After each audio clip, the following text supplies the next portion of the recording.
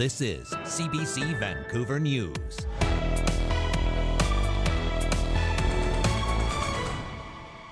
It's gone from being an emergency to a disaster.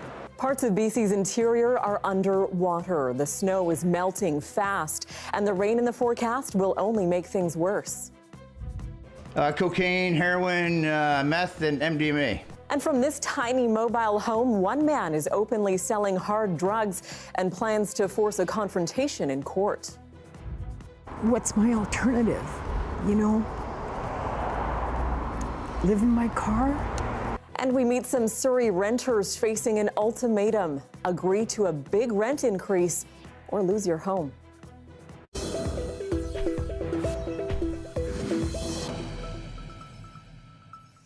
Good evening, I'm Tanya Fletcher, and we begin tonight with the developing story of a teacher charged with 6 sexual offences involving children. The BC Prosecution Service says Bhupinder Singh Sonu has been charged with 3 counts each of sexual interference and sexual exploitation involving 3 different complainants. According to his lawyer, 40-year-old Sonu taught music at a Khalsa school in the Lower Mainland. It's unclear if he's still employed as a teacher. All of the offences are alleged to have happened between September and February, although it's unclear where or whether they're connected to the school in any way. Sonu appeared in Surrey Provincial Court yesterday and is out on bail. His next court appearance is scheduled for May 30th, and we'll bring you more on this story as we get details. And now to another developing story that's unfolding in the interior. Major flooding has triggered evacuations for dozens of people in Grand Forks. Roughly 20 properties there are now under an evacuation order. And rising waters have also devastated the village of Cache Creek. Major highways and roads in the area are blocked. And as Joel Ballard reports, the community is bracing for significant rain. The downtown core of Cache Creek turned into a river. Water and debris flow freely. We've got devastating flooding happening in Cache Creek. Mayor Ranta says water levels in the actual creek are the highest he has ever seen. It's gone from being an emergency to a disaster. April was relatively cool, so there wasn't as much gradual snow melt. Then the weather turned, and the freshet hit all at once. We've had about 6 or 7 days now of well above normal temperatures, and that really has accelerated snowmelt. And looking ahead, there's rain in the forecast for Friday through Saturday. We kind of think about worst case scenarios. It really gives us that sort of 1-2 punch in terms of conditions. Right now, accessing the village is difficult. Flooding has closed the 2 major highways that lead to Cache Creek. Highway 1 is closed at Collins Road and Highway 97 at Stevenson.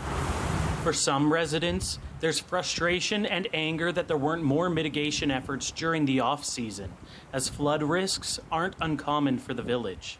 It's horrific. I don't even know if that word describes what we're going through. Again, it has to stop. The province says the flooding season isn't unexpected. With climate change upon us and the climate crisis upon us, we are going to be seeing more extreme weather events and more natural hazards hit British Columbians right through the year. She says the government has deployed hundreds of thousands of sandbags across BC, and her team is working directly with communities on response plans. In the village, 5 properties have been ordered to evacuate. 1 is likely lost. For his part, the mayor is holding out hope the village has seen the worst of it. I don't think Cache Creek here will get worse. I can't imagine how it could get worse. Joel Ballard, CBC News, Vancouver. And in the Okanagan, homeowners are assessing the damage after a creek flooded a neighborhood in the Okanagan Indian Band Reserve near Vernon. As our Brady Strachan tells us, officials are worried there's more meltwater to come as temperatures rise through the week. You can see behind me where the creek took a new course through this neighborhood, ripping away the concrete and the gravel beneath, tearing away this street all the way down to the lake. It's ripped away everything in its path and undermined homes and even partially buried a car down there. It's quiet here today. The creek changed course late last night. Now, neighbors and officials are surveying the damage. Everything from buried cars and the foundations of homes to infrastructure damage, like washed out water lines. And they're looking to see what's left of this once sleepy neighborhood. Yesterday, water was pouring right through the home where Derek McGee's parents live. He's here to see the extent of the damage. I was wondering if I was going to have to start moving stuff upstairs in the house, thinking it was going to be filled full of water, given what I saw last night with water up our patio door. So I'm pleasantly surprised from that standpoint, but yeah, now just kind of walking around in shock, wondering what's next. This normally quiet creek has become a raging torrent, gushing with meltwater from the sudden warm temperatures this week in the Okanagan. Now, crews are working to remove debris and carve a path for the water to keep it away from homes as there is more warm temperatures and rain in the forecast. That helps, but it's now when we're starting to warm up in the afternoon that poses that increased flow, and that'll continue for that to come down through the watershed and go out into the lake. Meanwhile, people in this neighborhood are still taking stock and seeing what there is left to salvage, hoping that the water does not return so they can begin the long process of cleaning up and rebuilding. Brady Strachan, CBC News, Parker's Cove near Vernon. Well, to the downtown east side now, where a street corner was taken over tonight by a man in a tiny mobile home. He's openly selling hard drugs in the hopes of challenging Canada's decriminalization rules and ultimately providing a safer drug supply. Well, the government's put out, saying that we're allowed to have these things now, and they've given no safe supply. So now that, as far as I know, the overdoses have tripled now. So without a clean, safe supply, it's just going to get worse. His drugs, he says, are tested and labeled accurately. Despite many drugs being decriminalized, trafficking is still an offense. Martin says he knows the police will come at some point, and once arrested, he plans to challenge the decriminalization rules in court. Well, following drug decriminalization, some cities are bringing in specific policies to ban drugs from parks and public spaces. Kamloops is the latest to do so, crafting and voting on a bylaw just last night. But as Mira Baines explains, the BC United Party says the province approved decriminalization, so it should bring in blanket rules to cover all municipalities. It's an unintended effect of the province's pilot project to decriminalize hard drugs and stem the overdose crisis in BC. Cities saying they want to ban drugs in their parks and public places. Children access our library downtown here in Kamloops, and we've heard multiple stories of children witnessing overdoses that are happening in that space. The Kamloops City motion includes an amendment to work with Interior Health. Ultimately, a bylaw regarding health issues will need approval from the province. This advocate, who has dealt with addiction, says cities should ensure there are places for people to use safely. If cities don't want public use, then they need to open up, supervised consumption sites, both sites for inhalation and IV use. You can't just complain about it being out in the open and not giving a safe place for people to go. In the parks of some cities, critics argue that you can consume heroin or cocaine without legal consequence. This Maple Ridge City Councillor is bringing a motion forward next week. Communities are saying enough is enough. The current model of operation is not working for anyone. It's been a contentious issue in the BC legislature. The opposition is critical of the way the province has handled the issue and is calling for a blanket policy to prevent drug use in some public spaces.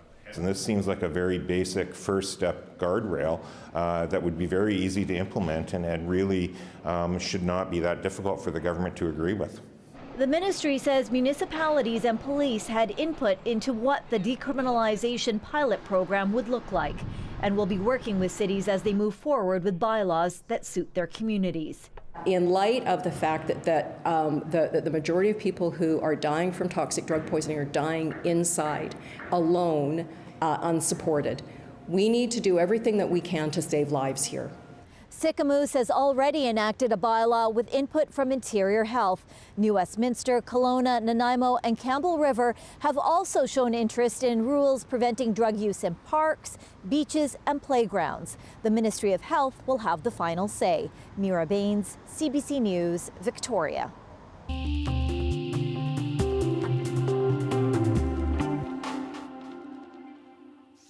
A number of renters in Surrey say their landlord has left them with an impossible choice. Either agree to huge rent increases or risk losing their homes. As Liam Britton explains, it's an example of a troubling trend that sees a landlord's demands often backed up by threats. Do you like living here? Yeah. Well, my son just lives over here. Sorry. 77-year-old Rod Hill says his emotions have been untuned since a stroke 2 years ago. He's lived at Winsome Place Apartments for 15 years. He doesn't want to leave, but a few weeks ago his landlord asked him to agree to an over 40% rent increase. And if he doesn't pay, they'll look to sell his apartment on the open market. That's a little hard when you're on a restricted income. You know, I'm just getting a Canada pension. I don't know why they're doing it, other than pure greed. A neighbor who's lived here over 20 years is in the same boat. She remembers getting the notice slid under her door. I nearly fainted. I just sat on the floor and cried. I was terrified. I was just terrified. Not just about paying the money, that I'm on a pension. I can't afford it. But what's my alternative, you know? The landlord wouldn't talk to CBC, but in the letter to Hill and De Gonzalez wrote that building expenses have gone up. It notes that because it is actually a stratified condominium building that has just been rented out by the landlord, the units can be sold, and the sales could begin in July. And if the new buyer wants to move in, the renters could be evicted, but they won't be sold if they agree to pay up. Now, you might think to yourself that how is a 40% rent increase even possible? Aren't annual rent increases capped at, 1 or 2% or some calculation involving inflation? In fact, if a landlord and a renter come to a mutual agreement on a higher rent increase, that's completely allowable. And some experts are saying that as the rental market gets out of control, more and more landlords are using threats to get their tenants to agree to these high rent increases. Since we're starting from a point where the building's already stratified, it makes the threat, I think, much more real. He says Winsome's situation has some unusual aspects, but often landlords will demand more rent by saying they will use the suite themselves, either personally or for their family. I think what it ultimately is an example of how our current regulations to try and keep housing affordable don't fully function. The residential tenancy branch says they are speaking to the landlord to find out more info and make sure he follows the rules. But for these renters seeking affordability, it feels like a door is closing. Liam Britton, CBC News, Surrey. Well, meanwhile, BC's housing minister says he's aware of the difficult situation those Surrey tenants are in and that BC Housing will reach out to everyone involved to make sure they know their rights. Well, majority of landlords are good people and operate in a good way, but this is an example that there are some bad apples. We know, and the tenants should know, that they are under no obligation to agree to those terms. And in fact, I've asked BC Housing to have our enforcement team proactively reach out to the landlord and potential tenants to let them know what their rights are. That's BC's housing minister. In other news today, the McLeod Lake Indian Band north of Prince George has signed an agreement with the province over managing resources on their territory. Chief Harley Chinji is calling it a milestone in determining how to develop and protect resources, plus an important step in setting a path for the nation's future. The agreement follows a BC Supreme Court ruling in 2021 that found the Treaty 8 rights of the Blueberry River First Nations were breached by industrial development on their territory and that it had been authorized by BC governments over the years.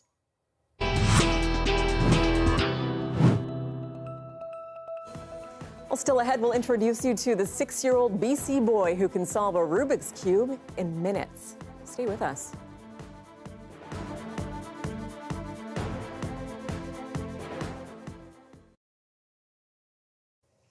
And thanks so much for watching our commercial-free live stream. A dance program in Winnipeg is helping Indigenous youth develop their leadership skills.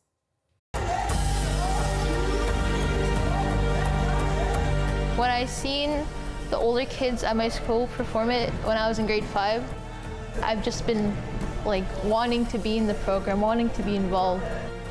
I think it's helping me enhance my leadership skills. It's helping me expand them, learn more about different types of like ways to lead. Our very first day, it's like uncomfortable. Everybody's looking at each other and not knowing what to do. As all the days pass, like a day in, everybody's talking, everybody's having a good time. 8, 1, 2, 3, and 4, 6. I'm going through a hard time in life. I really am. Being in this program helps me a lot with my mental health, helps me a lot to move on from things I'm supposed to move on. Keep it up tempo. 5 and 6. Give me 5, 6, 7, 8. 1. They've all been working so hard this year. It's amazing to see them push through so much adversity with a lot of things happening in their community, tragedies, passings, but also pushing through. Like, they're still going to school, they're still laughing, they're still smiling, they're still dancing, they're still here.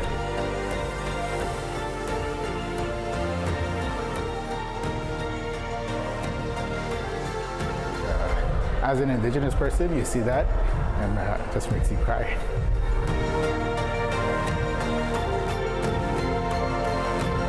Just try it, even if you're scared, even if you don't think you can do it. If you just push yourself out there, you'll get more comfortable with yourself, grow your self-esteem more, and you'll just feel good at the end of it.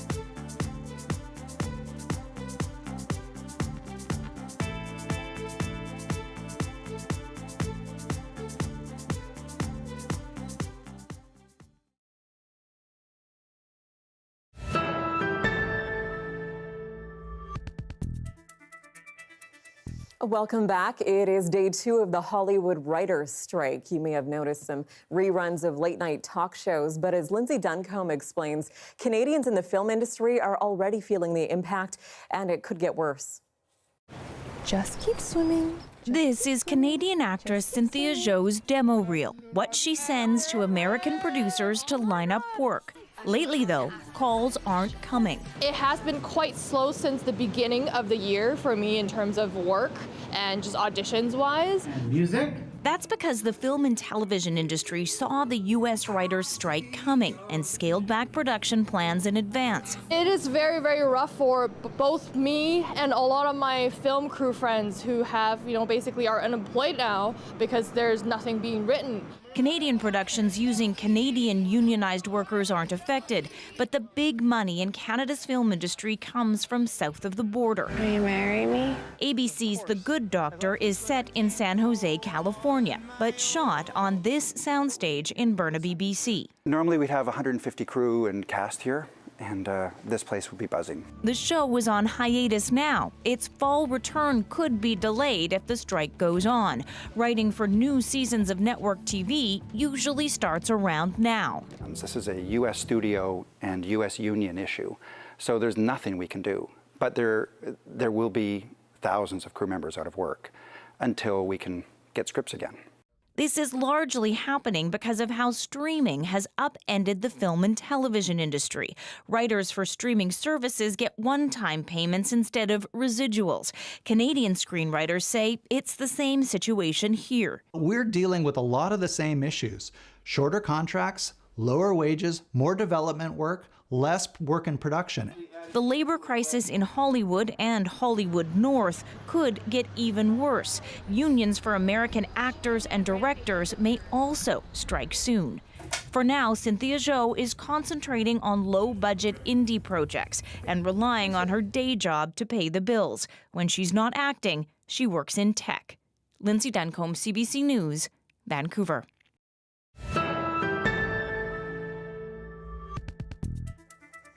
And we end our show tonight with a 6-year-old boy from Kamloops who can solve a Rubik's Cube really, really fast. Ever since his mom realized he had a talent, she's been encouraging him to look for competitions. Avian can solve any 3x3 or 2x2 cube and takes them with him everywhere. Watch as he shows us how to speed solve a Rubik's Cube. My name is Ryan Moria and I'm 6 years old. It was actually I started with a 3x3 and I picked it up from last trip from India and I just started playing with it. It was actually my sister's cube. I solved it by first doing the daisy, but I don't really do the daisy. I just flip the cube over. So I go to the white center and make a cross. And then we need the cross like this. So we will make the cross. And then you need to match the colors right beside it. And then flip the cube over. And then we need these pieces. And then insert it in. And then the second layer with an algorithm, and then we will just do an algorithm for our yellow cross, which is FURURF, and then make sure they're in the right position, and then the final corners with the algorithm.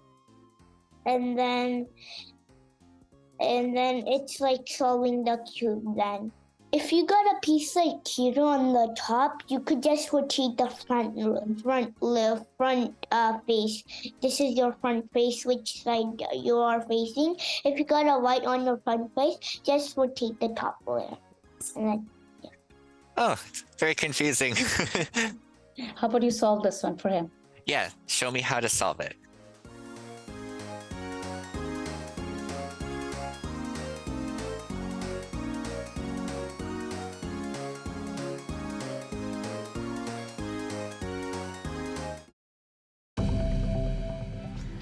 Well done indeed. This is a live shot of Harbour Centre. Hope you enjoyed that nice weather while it lasted. The rain is set to return.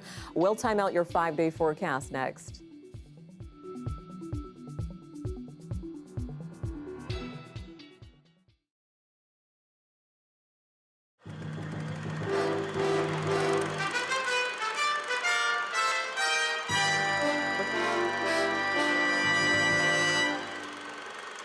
It's still there.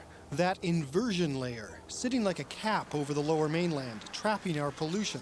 How bad was it today? Depends who you ask. Surprising for BC. Anyway, not as bad as LA. I lived in Bonn, Germany for just over 4 years, and they used to really get pollution there. Made the pollution here look pretty good yet, so we're still blessed. There's a lot of other places that are a lot worse. Where have you seen worse? Chilliwack. But according to the Greater Vancouver Regional District, it's not great. The GVRD has 47 monitoring stations like this one in Cloverdale. Most showed poor air quality readings today. So what are people seeing when they look at this poor air? They're looking at particulate matter. Basically, the culprit is from the motor vehicle. We call the particulate matter PM10, that's particle matter 10 microns and smaller. People with respiratory problems or heart conditions, they're really affected by this type of material. One of the worst areas people are affected is in Ridge Meadows. The hospital here runs a clinic for those with chronic lung disorders. Most days this room would be full, but today the air is so bad, most patients can't even make it in. We've never had a situation where we've only had one patient show up, so it seems to be correlating pretty good with the weather. How does the smog affect someone with a chronic problem? 2 or 3 days ago when it was really bad, you couldn't see the mountains. It was really difficult, even in the car. I mean, you're really gasping sort of for breath. It's like a heavy weight on your chest is what it really works out at. One defense against smog, this charcoal filter mask. Even healthy individuals are using it because they're trying to prevent these respiratory symptoms from occurring. I use it myself. It's a very, very good tool. The good news is Environment Canada says clouds will start rolling in tomorrow, and they should help break up this inversion layer that's been hanging over our heads. Mind you, temperatures will also be lower. Alan Waterman, CBC News, Vancouver.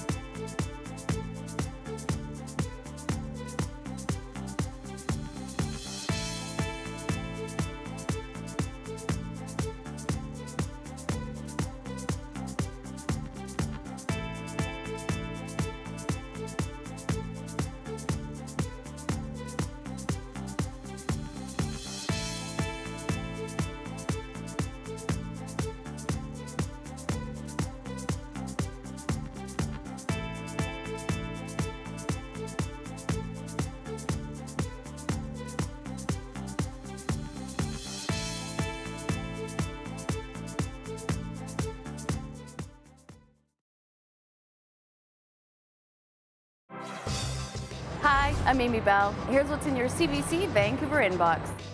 The Doxa Documentary Film Festival returns May 4th to 14th. Enjoy thoughtful and engaging documentaries, special presentations, industry events, and more. Get your tickets at doxafestival.ca. And never miss a special programming series, event, or contest. Subscribe to CBC Vancouver's e-newsletter at cbc.ca/Vancouver inbox and keep connected with us. The weather update is brought to you by Direct Buy Furnace, installing the most reliable heating and cooling brand. It's hard to stop a train.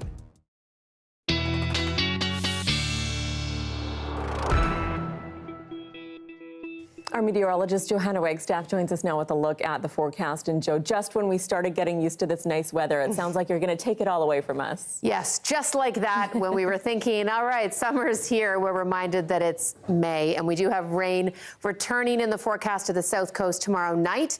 And also watching for that rain in the interior as we approach the weekend, but still tracking thunderstorms late this evening. There is a risk again tomorrow afternoon in the Kootenays. That risk will shift eastward, but a lot going on the satellite map. So instability means downpours may exacerbate the situation, particularly in the South Thompson, where we're now under the flood warning.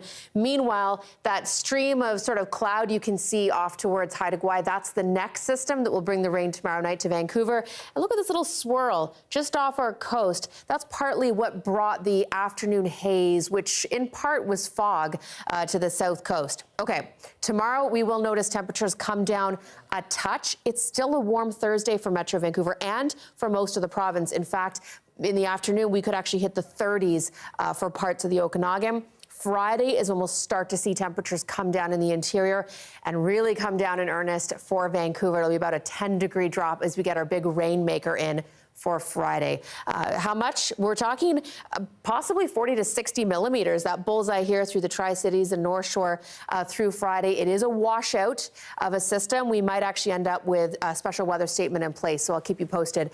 Lots of sunshine, though, you can see tomorrow in the interior. And again, increasing cloud for the south coast. We may start to see those showers by the evening. Still warm, though.